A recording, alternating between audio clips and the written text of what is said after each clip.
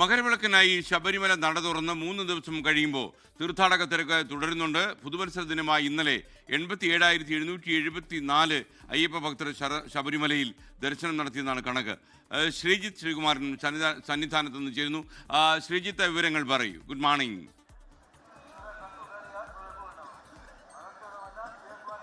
Very good morning SKN. Sabarimala സന്നിധാനത്ത് നമ്മൾ കാണുന്നത് പോലെ അയ്യപ്പ ഭക്തരുടെ തിരക്ക് വർദ്ധിക്കുകയാണ്. ഇന്ന് താരതമ്യേന ഒരു മൂടിക്കെട്ടിയ അന്തരീക്ഷമാണ്. പമ്പയിൽ നിന്ന് മല ചവിട്ടാനൊക്കെ പറ്റിയ ഒരു അന്തരീക്ഷമാണ്. അതുകൊണ്ട് തന്നെ രാത്രി വൈകിയും വളരെ അധികം ആളുകൾ സന്നിധാനത്തേക്ക് മല ചവിട്ടുന്ന ഒരു സാഹചര്യം ഉണ്ടായി. നേരത്തെ നമ്മൾ സൂചിപ്പിച്ചതുപോലെ 87,774, അതായത് 90,000-ത്തിന് കുറച്ച് സംഖ്യ മാത്രം കമ്മി, അങ്ങനെ ഒരു നമ്പറാണ് ഇന്നലെ ആളുകൾ സന്നിധാനത്തേക്ക് എത്തിയത്. ഇനി അത് കുറച്ച് ദിവസം കഴിയുമ്പോഴേക്കും വളരെ വലിയ തോതിലുള്ള കൂടുതലാകാനുള്ള സാധ്യതയാണ് കാണുന്നത്.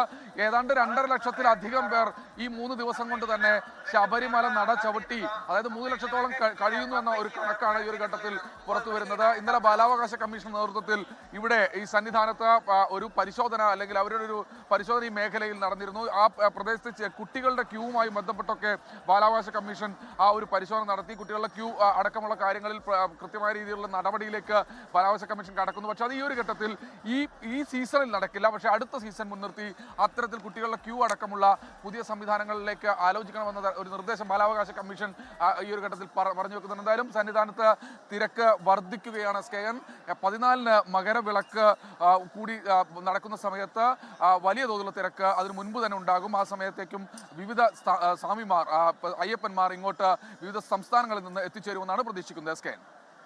ശ്രീജിത്ത് ശ്രീകുമാരാണ് വിവരങ്ങൾ നൽകിയത്. ലോകത്തെവിടെയായാലും ഏത് സമയത്തും 24 വാർത്തകളും ഓഗ്മെന്റഡ് റിയാലിറ്റി പാക്കേജുകളും എക്സ്പ്ലെയിനറുകളും വിശദമായി കാണാൻ ഞങ്ങളുടെ യൂട്യൂബ് ചാനൽ നിങ്ങൾക്ക് സബ്സ്ക്രൈബ് ചെയ്യാം.